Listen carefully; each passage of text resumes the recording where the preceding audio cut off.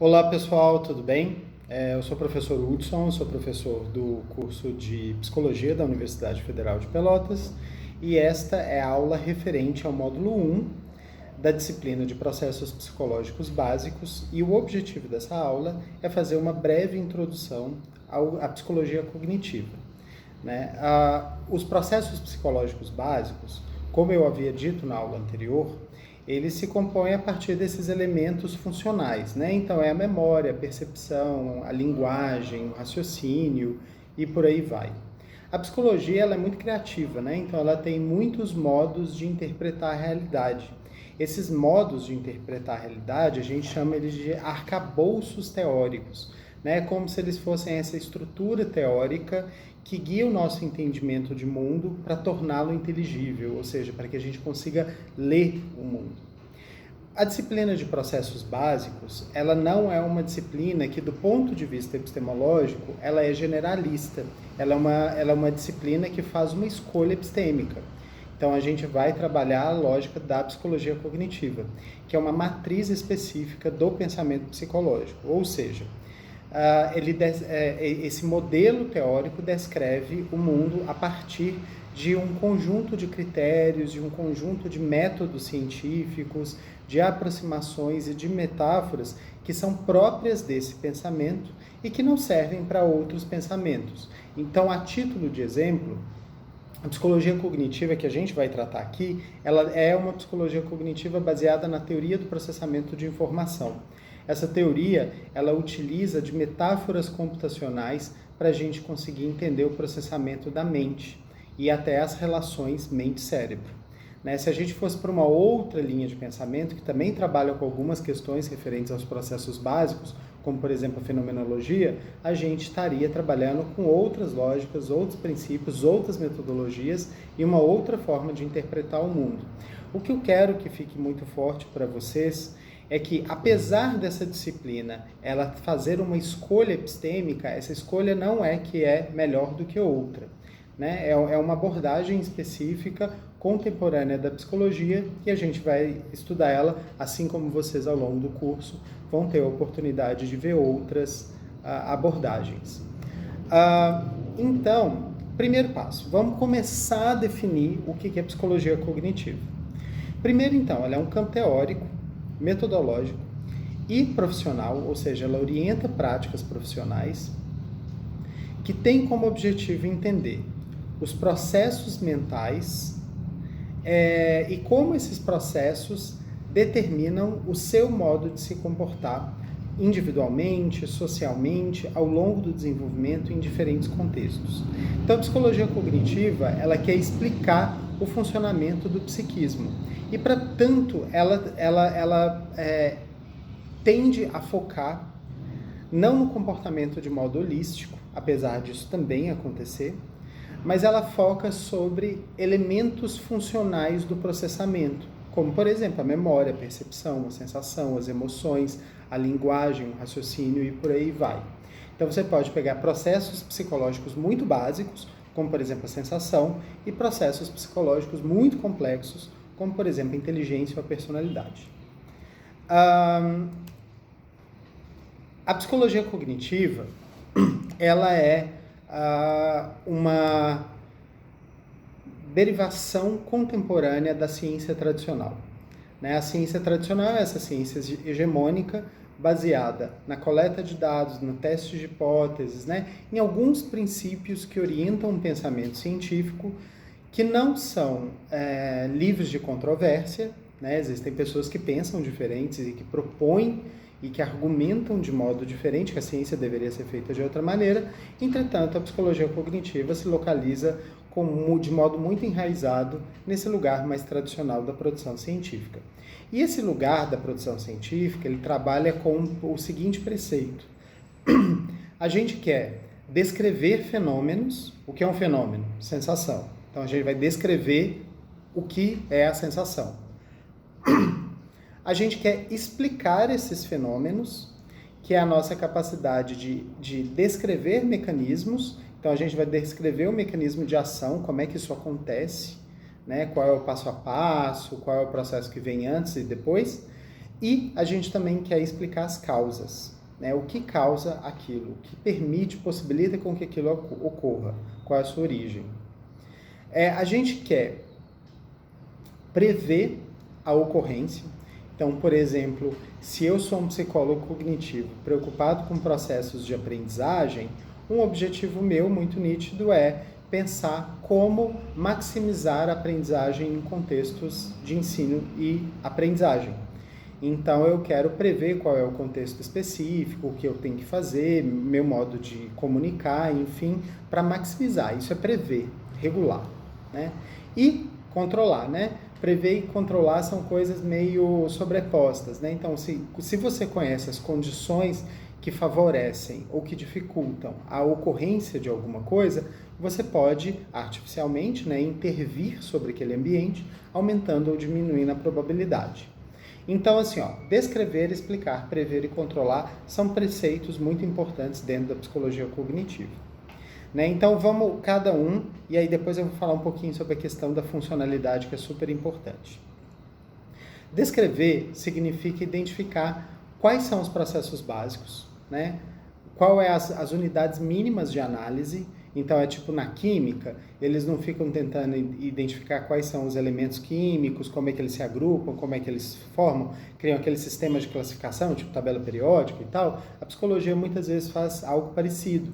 Ela tenta entender quais são essas unidades básicas que conformam a mente, como elas se relacionam internamente e como elas se articulam entre si. Então, a identificação é um passo elementar desse tipo de ciência, é o primeiro passo a ser dado e ele é muito importante sob essa perspectiva científica.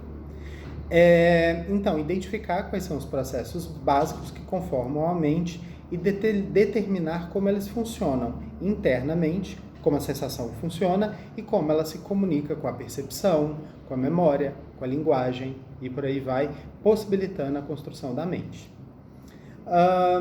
Ela visa explicar, então a gente quer entender quais são os funcionamentos, né? Então, por exemplo, a linguagem, ela é super complexa, ela funciona sob princípios fonológicos, princípios semânticos, interpretativos, contextuais, enfim. Então, assim, a gente tem que entender como esse fluxo se dá e o que causa isso, né? Na psicologia cognitiva, ela tem uma interlocução muito evidente com as neurociências.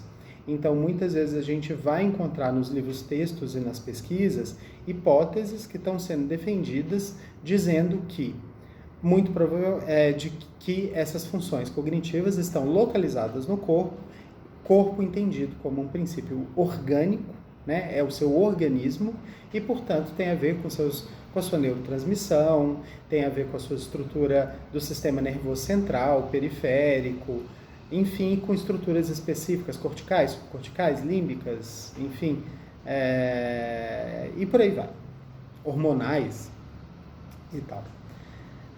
Então, assim, na biologia, e evidentemente ele não vai fechar isso na biologia, né? Biologia é um sistema aberto. Então, o nosso corpo ele se constitui a partir de processos interativos entre gene e ambiente, gene experiências, gene vivências. Então, a biologia muda de acordo com as experiências, né? De acordo com processos nutricionais. Então, é aberto. Tem a ver com o ambiente, tem a ver com o corpo, né? Mas eles têm uma tendência a identificar no corpo, no organismo, a possibilidade. E aí, o ambiente seria uma extensão dessas capacidades. Isso vai ser muito legal a gente discutir nos fóruns, que a gente consegue especificar mais. Depois, prever, né? A gente quer prever quais são as possibilidades de ocorrência de um determinado fenômeno para a gente conseguir planejar o mundo. Então, é isso. E controlar tem a ver com, em tese, entender como é que ele funciona para criar circunstâncias nas quais aquele fenômeno vai se manifestar de acordo com um desejo humano, né? Um desejo ético. Então, a gente quer que as pessoas aprendam mais, tenham menos doença, se adaptem melhor, sejam mais produtivas, mais autônomas, enfim. E aí a psicologia cognitiva vai tentar criar mecanismos e estratégias para proporcionar isso. Pelo menos essa é a justificativa que a maioria dos artigos científicos vão dar. A justificativa é super importante para iniciar uma pesquisa, né? Ela tem a ver com os atravessadores éticos da pesquisa. E aí, a gente tem que lembrar uma coisa, viu, gente? Quando a gente está falando sobre descrever, explicar, etc. e tal, tudo isso está costurado na ideia de funcionalidade. Os processos cognitivos básicos, eles são processos funcionais, né? A sensação, ela serve para eu sentir. A percepção serve para eu conseguir tornar esse ambiente aí que eu estou enxergando, ouvindo, cheirando, inteligível. A memória, ela é um jeito de eu presentificar o meu passado, de eu registrar experiências, de eu aprender com as experiências. A própria aprendizagem é isso, né? É a modificação do comportamento para que eu me adapte melhor. Então, a ideia... A psicologia cognitiva é altamente funcionalista, né? Ela está sempre observando a relação do comportamento da pessoa com o seu ambiente no sentido de adaptação. Então, as modificações comportamentais, as aprendizagens, etc. e tal, elas estão sempre com foco na sua função. Do mesmo jeito que a gente fala que o sistema respiratório serve para respirar, a gente fala que o sistema perceptivo ele serve para perceber. Então, a gente constrói esse fenômeno a partir dessa ideia. Então a gente começa a buscar quais são os marcadores biológicos, sociais, cognitivos, enfim, para poder construir essa ideia. Acho que isso são muitas coisas que a gente precisa de discutir. E os processos mentais, eles são, entre aspas, internos, né? A psicologia cognitiva, ela vai trabalhar com a ideia da mente enquanto uma propriedade emergente do cérebro. Né? Então, assim, numa metáfora computacional, a mente é a tela do computador, assim, aquilo que a gente está vendo, né? Os ícones, etc. e tal. E o cérebro é tipo o CPU, é aquele monte de fios que tem lá dentro. Né? Eles são diferentes, porém um é a diferente expressão do outro, né? Então, e aí, entre psicólogos cognitivos, muitas vezes se faz uma dicotomia. A ideia de que os processos mentais são internos e, portanto, subjetivos, e eles vão ter, enfim, normas específicas, funcionamentos específicos, e o comportamento é aquilo manifesto, aquilo que pode ser observado por outras pessoas, né? Então, sou eu falando, eu gesticulando, eu caminhando, eu dançando, tudo isso é comportamento. Agora, eu imaginando, eu raciocinando, eu pensando, não é. É processo interno. Então, esses processos, por serem também processos funcionais, eles são pensados como operações mentais. Uma operação opera sobre o mundo. Então, ele tem uma função. Então, quando vocês forem ver, por exemplo, Piaget, ele é um psicólogo cognitivo, mas não é da teoria do processamento de informação. Ele vai falar sobre operações mentais. Isso tem a ver com a psicologia cognitiva. A ideia de que a mente funciona a partir de uma série de algoritmos. O que é a psicologia cognitiva? Continuando. A psicologia cognitiva, ela busca entender processos mentais e comportamentos, sejam eles comportamentos individuais, sejam eles comportamentos coletivos, sejam eles processos internos ou processos externos, né? O foco principal, os focos principais são dois. Os processos mentais, na medida em que a mente é pensada como a principal causadora do comportamento. Então, eu, por exemplo, estou falando aqui para frente do computador porque eu sei que ele está gravando, etc. e tal, e é isso que coordena o meu comportamento. Então, a mente causando o comportamento. E o outro elemento é que o parâmetro pelo qual a gente avalia o comportamento da pessoa é a sua funcionalidade. Para que ele serve, se ele alcança os objetivos e se ele gera muito descompasso com a realidade, sofrimento, etc. e tal. Ou seja, é o parâmetro de ajustamento versus desajustamento psicossocial. Isso é um parâmetro muito importante e ele vai atravessar muitos elementos da psicologia cognitiva. Diga-se de passagem, isso é um elemento muito passível de crítica na literatura psicológica, né, que, enfim, tem algumas críticas falando sobre a redução dos indivíduos aos princípios funcionais, para que serve. isso tem uma lógica evidentemente ocidental, capitalista, etc. e tal, e que isso precisa de ser explicitado e precisa de ser considerado para que a gente se pondere eticamente ao defender, enfim, qualquer ideia de qualquer produção científica. Os psicólogos cognitivos, que é o melhor, os psicólogos que se orientam predominantemente pela psicologia cognitiva, eles têm esse foco muito forte nos processos mentais, né? Então, eles vão tentar identificar no comportamento da pessoa esses processos específicos e entender como eles estão se articulando com o ambiente. E muitas vezes, se você perguntar para um psicólogo cognitivo qual é a natureza daquele processo psicológico, vai falar sobre elementos biológicos, evolutivos e processos de aprendizagem, tanto social quanto formal, enfim.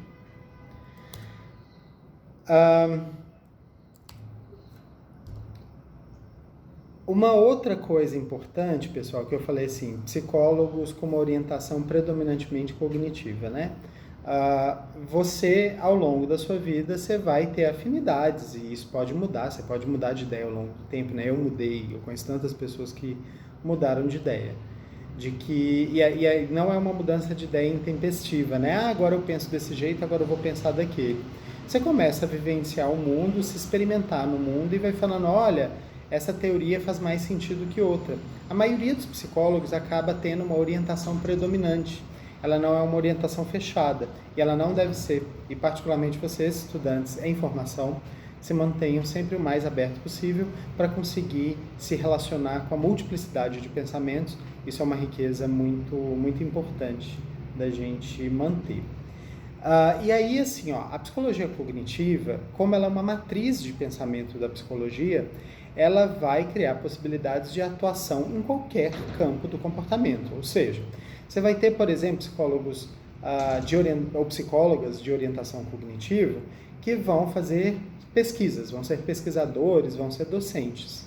Então, eles podem fazer pesquisas educacionais que visam, por exemplo, entender o desenvolvimento de competências e habilidades em contextos formais de ensino e aprendizagem, como escolas, universidades, etc. e tal. Ela pode pesquisar contextos de saúde que buscam compreender como determinadas práticas comportamentais, por exemplo, meditação, reiki, esporte, enfim, terapia, pode melhorar a qualidade de vida ou funcionamento emocional de alguém. Pode tentar pensar em pesquisas clínicas, comparando modelos terapêuticos, modelos de psicoeducação, para poder ver qual que é mais efetivo, ou até modelos em psicologia experimental que tentam entender o funcionamento da mente a partir de modelos animais, como, por exemplo, ratos, modelos animais de ratos, modelos animais de primatas, abelhas, enfim, né? São muitas possibilidades. Vocês podem não querer ser pesquisadores, vocês podem querer ser clínicos, ou trabalhar no contexto de saúde, né? Clínica, que eu estou falando sobre um contexto abrangente. Então, você pode querer trabalhar com psicoterapia cognitiva ou psicoterapia cognitivo-comportamental. Esse modelo de psicoterapia ele é funcional tanto para grupos quanto para indivíduos, adaptável para uma série de contextos, desde a clínica tradicional de consultório, um na frente do outro, como clínica ampliada, né, que são esses modelos mais de saúde coletiva, UBS, ambulatórios e por aí vai. A avaliação neuropsicológica é uma parte super importante da psicologia cognitiva aplicada à clínica.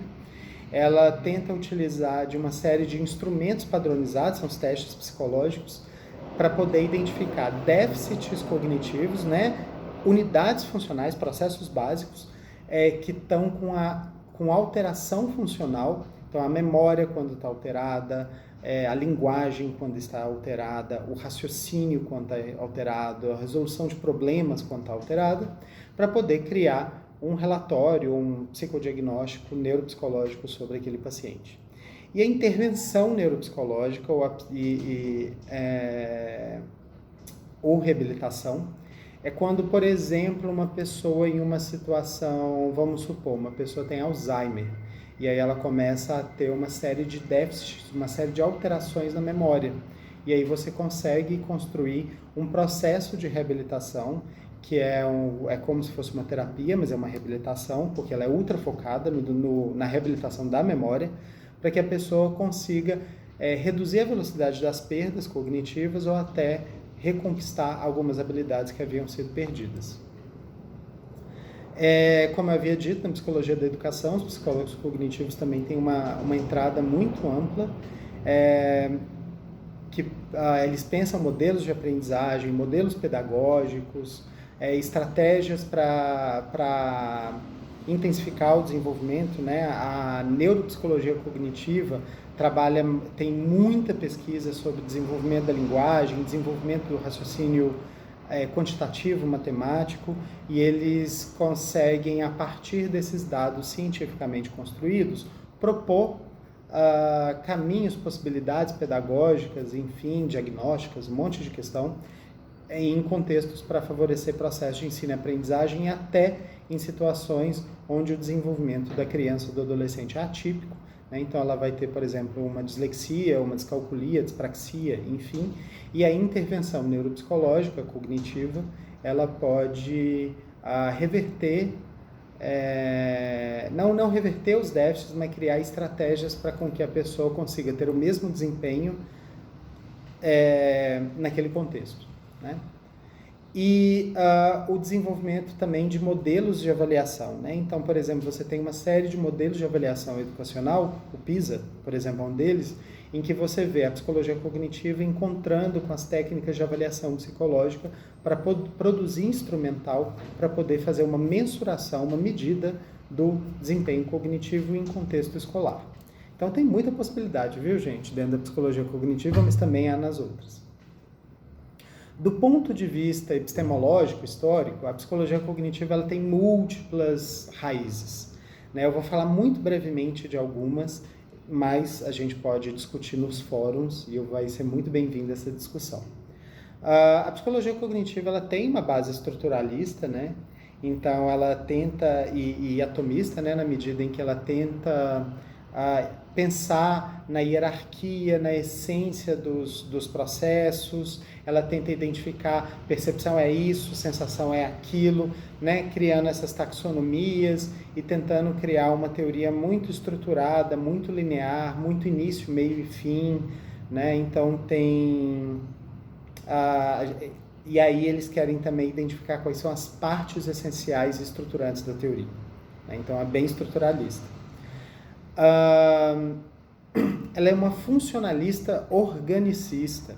Isso significa que ela não só tem uma base muito forte numa lógica evolucionista, né, então darwiniana e tal, e identificar que os processos mentais, como eu havia dito, eles são operações e, portanto, eles têm finalidade e função pré-determinada. Percepção foi pré-determinada pelo processo evolutivo, pela história da nossa espécie, para perceber questões visuais de uma determinada maneira, auditivas de uma determinada maneira. Então todas essas questões foram selecionadas no nosso processo evolutivo para uma finalidade adaptativa. Então isso é o funcionalismo.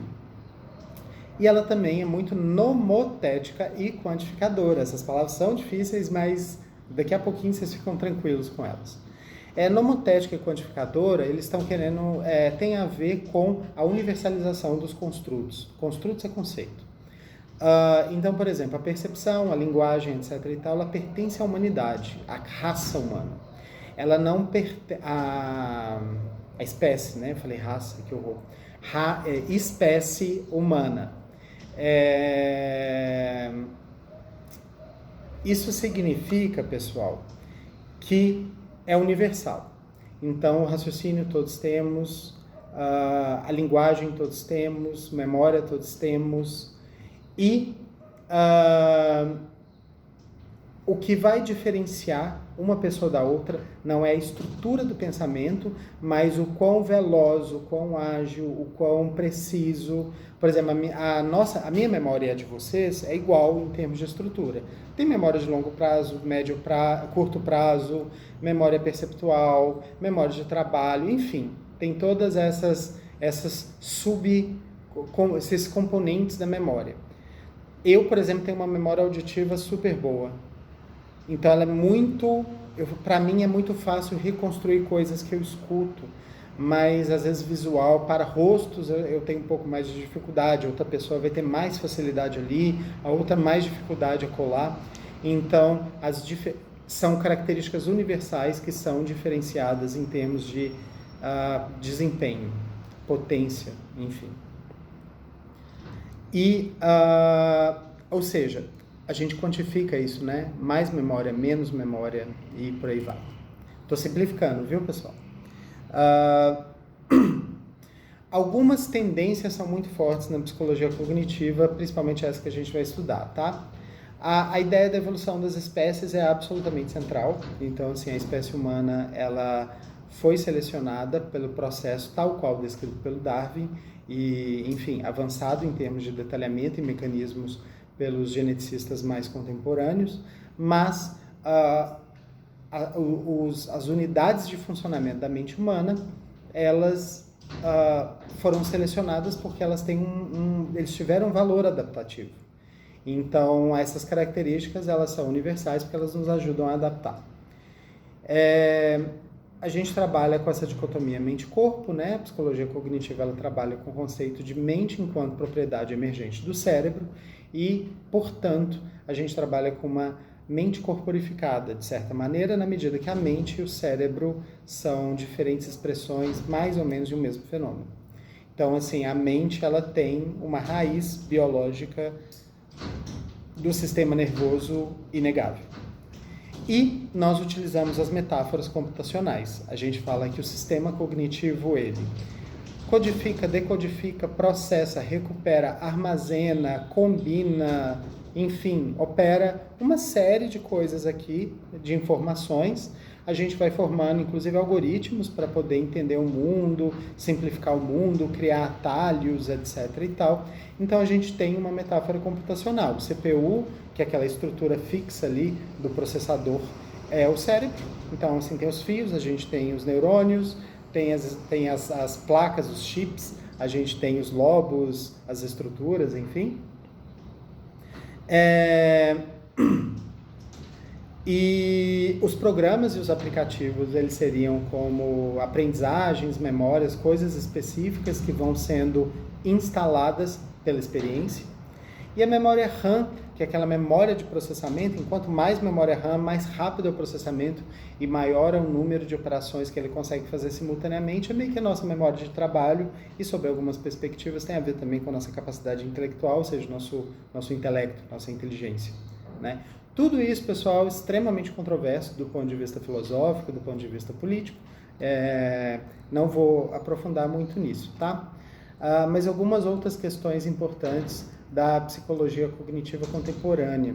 As psicoterapias, contemporaneamente, na psicologia cognitiva, elas tendem a estar cada vez mais corporais e tem uma série de técnicas interessantes que são utilizadas em contexto clínico, como EMDR, procura aí que vocês vão achar legal.